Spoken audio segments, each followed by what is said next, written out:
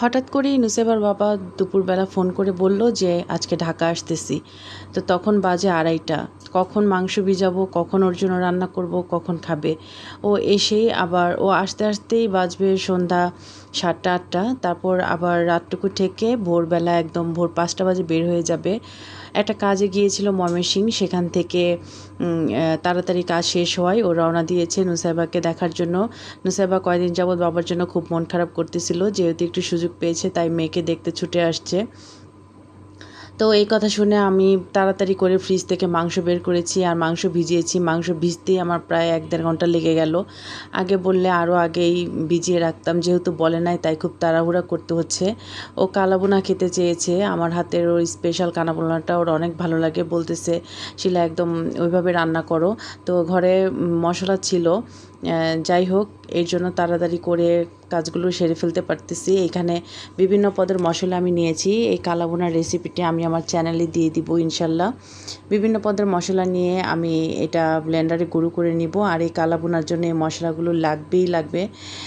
যে উপকরণগুলো এখানে আছে সবগুলোই লাগবে, এটা ছাড়া কালাভুনা হবে না। তো আমি এগুলো সবগুলোকে ভেজে নিচ্ছি। আর যে মাংসগুলো আমি কেটে নিয়েছি সেগুলো সুন্দর করে ধুয়ে নিব। আর এদিকে আমি গরম মশলাটা ঠান্ডা হয়েছে, পরে আমি এটাকে এখন ব্লেন্ডারে ব্লেন্ড করে নিব। একদম গুঁড়ো করে ফেলবো, একটু দানা থাকা যাবে না, সুন্দর করে ব্লেন্ড করে নিব। এদিকে আমি পেঁয়াজ কুচি, রসুন কুচি, এই এই রান্নাটাতে রসুন কুচি অনেকখানি লাগে। আমি এখানে প্রায় 3টা বড় বড় রসুন নিয়েছি আর 2 কাপ পেঁয়াজ নিয়েছি। আর এখানে প্রায় 1.5 কেজির মতো মাংস আমি ছোট ছোট করে টুকরা করে নিয়েছি, কারণ কালা ভুনার মধ্যে ছোট টুকরা হলেই ভালো লাগে। কড়াইতে তেল দিয়ে দিয়েছি, এবার ফার্স্টে রসুন দিব, তারপর পেঁয়াজ দিব, দিয়ে এটাকে একদম সম্পূর্ণ বেরেস্তার মতো ভেজে ফেলতে হবে। এই রান্নাটা অনেক সহজ আর খেতেও অনেক মজা। এটা অসাধারণ মজা, গরম ভাত দিয়ে পোলাওয়ের সাথে এটা অনেক ভালো লাগে। নুসেবার বাবা আজকে পোলাও খাবে না, ভাত খাবে, তাই ওর জন্য ভাত রান্না করব। তো আমি সব কিছু দিয়ে এখানে ভালোভাবে কষিয়ে নিয়েছি। তারপরে হচ্ছে গরুর মাংস দিব, দিয়ে ভালোভাবে কষিয়ে নিব। এই রান্নাটাতে আমি একটা ফোঁটা পানি ব্যবহার করব না, মাংস থেকে যে পানি উঠবে সেটা দিয়েই আমি এই মাংসটা পুরো রান্না করব। আর এই রান্নাটা করতে একটু সময় লাগে, প্রায় 2-3 ঘন্টা সময় লেগে যায়, যেহেতু কালাভুনা এটা রং চলে আসে 1-1.5 ঘন্টা পরেই, কিন্তু এটা মানে যতটুকু ভাজা ভাজা হবে ততই ভালো লাগবে। এই যে মাংসটা আমার সুন্দর করে কষানো হয়ে গিয়েছে, আমি কিন্তু একটুও পানি দিইনি। লাস্টে আমি গরম মশলার গুঁড়া আর শুকনো মরিচ, জিরা একসাথে টেলে আমি এটা গুঁড়ো করে উপরে দিয়ে দিয়েছি। এখন এটাকে আমি দমে রেখে দিব প্রায় আধা ঘন্টার মতো।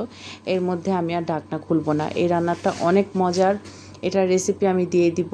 আর আপনারা অবশ্যই কমেন্ট করে জানাবেন আমার আজকে রান্নাটা কেমন হলো। এদিকে নুসাইবাকে দেখতে চলে আসলাম, ওর বাবা আসবে শুনে অনেক খুশি, ও খুশিতে লাফালাফি করতেছে, কখন বাবা আসবে, কখন বাবা আসবে। তা যাই হোক আমি ওকে ড্রয়িং রুমে দেখে গেলাম। আর ওদিকে আমি আধা ঘন্টা হয়ে গেছে, আমি দেখব এখন কি অবস্থা। এই যে আমার রান্নাটা প্রায় হয়ে এসেছে, একদম তেলটা উপরে চলে এসেছে। এটা দিয়ে গরম পরোটা, গরম ভাত, পোলাও অনেক মজা লাগে খেতে। আপনারা একদিন ট্রাই করে দেখবেন, আমার এই রেসিপি দেখে, রান্নাটা অনেক মজা। তো যাই হোক এর মধ্যে নুসাইবার বাবা চলে আসছে, ওরা আসতে আসতে প্রায় 8টা বেজে গেছে। ও আবার পলয়েল মার্কেটে গিয়েছিল কিছু বই কিনতে, এই বইগুলো কিনতে যেই দেরি হয়ে গিয়েছে। এই বইগুলো আমি এখন রাখলাম। আর এদিকে তো নুসাইবা ওর বাবাকে পেয়ে মানে আকাশের চাঁদ পাইছে হাতে। মেয়েটা আমার বাবার জন্য কী যে হাহাকার করে মনের ভিতরে, যেটা বলে বোঝানো যাবে না। আমি যদি ওকে বলি নুসাইবা তোমার বাবা কোথায়, সাথে সাথে ছবিতে দেখাবে উই যে বাবা, আর কেচি গেটের সামনে যেয়ে দাঁড়াবে, কারণ কেচি গেটে এসেই তো ওর বাবা ডাক দেয় বাবা বলে, নুসাইবা বলে। তাই ও মনে করে যে কেচি গেটের সামনে ওর বাবা আছে, তাই যখনই বলি ও কেচি গেটের সামনে যেয়ে দেখে। মানে ও কোলে থেকে নামতে চাচ্ছিল না, ওর বাবার কোলে মিশেছিল। মাশাল্লাহ, আলহামদুলিল্লাহ, মাশাল্লাহ। এই ভালোবাসা সারা জীবন অটুট থাকুক।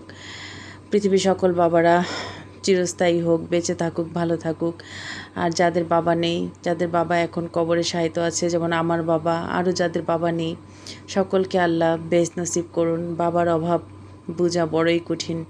বাবা তো বাবাই, বাবার সাথে আসলে পৃথিবীর কোনো কিছুরই তুলনা হয় না। এদিকে আমি নুসাইবার বাবার জন্য তরকারি বাড়তেছিলাম, ও এখন খাবে। গোসল করে এসেছে, আমার রান্নাটা অলমোস্ট কমপ্লিট। দেখুন কত সুন্দর হয়েছে রান্নাটা, দেখতেই কি লোভনীয় লাগছে, খেতেও অসাধারণ হবে। আপনারা অবশ্যই কমেন্ট করে জানাবেন আমার আজকে রান্নাটা কেমন হলো, আর কে কে আমার এই রান্নার রেসিপিটা চান জানিয়ে দিবেন। আমি এটার ভিডিও অবশ্যই চ্যানেলে দিয়ে দিব।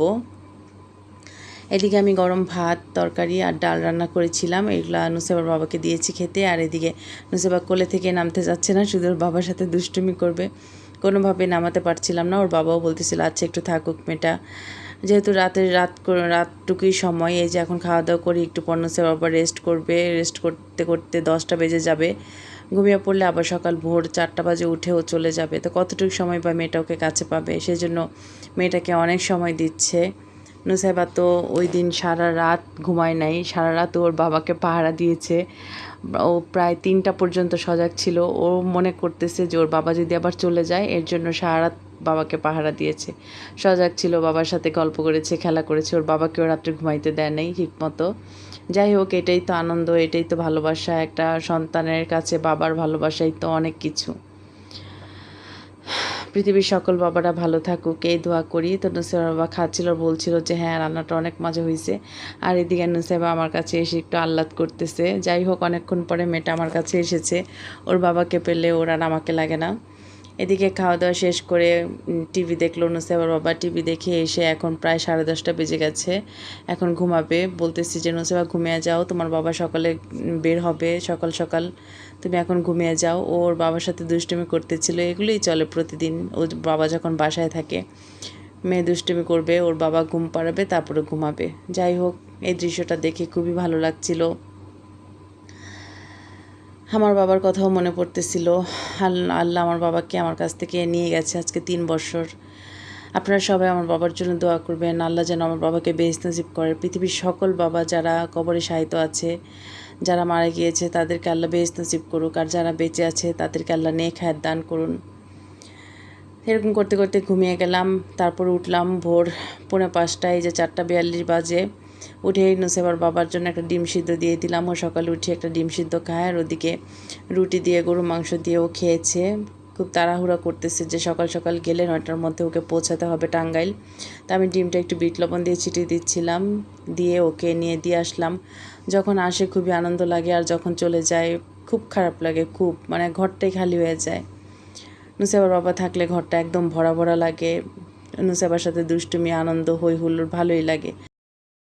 উপরে পলিথিন দিয়ে নিচ্ছিল, ডাবল পলিথিন, যাতে ভিজে না যায়। এখানে অনেকগুলো বই আছে, এগুলো নিয়ে যাবে। আর এদিকেও রেডি হয়ে গেছে, এখনই বের হবে। তো আমি ঘড়ি দেখতেছিলাম যে দেখি কয়টা বাজে। দেখলাম যে 5টা বেজে গেছে, ও এখনই বের হবে। তো এখানে আমি একটা ব্যাগে ওকে অনেকগুলো আম দিয়ে দিয়েছি। নুসাইবার চাচু ওদিন আম এনেছিল, সেই আমগুলো ওর জন্য রেখে দিয়েছিলাম। তো ওইখান থেকে আম দিয়ে দিয়েছি, আর ওই বইগুলো হাতে। তো এখনও বের হবে, বিদায় নিচ্ছে। আর এই সময়টা আমার কাছে খুবই খারাপ লাগে। নুসাইবার বাবা যখন যাওয়ার টাইম হয় খুব খারাপ লাগে, যখন আসে তখন অনেক আনন্দ লাগে। যাই হোক, আপনারা সবাই ওর জন্য দোয়া করবেন। ও যেখানে যাচ্ছে ও যেন ওর কাজকর্ম শেষ করে সই সালামত। আমি বাইরে তাকিয়ে দেখি অনেক অন্ধকার, এখনও সূর্যের আলো ফোটেনি। বাইরে আজান দিচ্ছিল, আজান ভেসে আসছে। বলতেছিলাম যে একটা ছাতা নিয়ে যাও, কোনোভাবেই ছাতা নিবে না, বলতেছে না একটা পলিথিন মাথায় দিয়ে শুধু জাস্ট গিয়ে গাড়িতে উঠবো, এরপর তার বৃষ্টি পাবে না। আর তখন বাইরে তেমন বৃষ্টিও ছিল না, গুড়ি গুড়ি বৃষ্টি। যাই হোক, বের হয়েছে। ফি আমানিল্লাহ। আপনারা সবাই দোয়া করবেন। আজকের ভিডিও এ পর্যন্তই, আর বড় করব না। আল্লাহ।